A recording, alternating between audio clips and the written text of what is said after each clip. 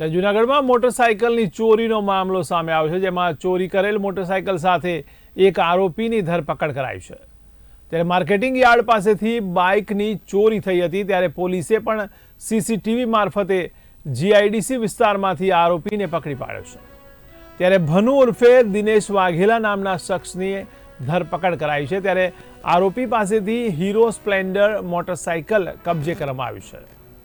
તો મહત્વના સમાચાર કહી શકાય જૂનાગઢથી। ત્યારે જૂનાગઢમાં મોટરસાયકલ ચોરીના મામલે ચોરી કરેલ મોટરસાયકલ સાથે આરોપીને ઝડપી પાડવામાં આવ્યો છે। ત્યારે મોટરસાયકલ સાથે એક આરોપીની ધરપકડ કરી છે।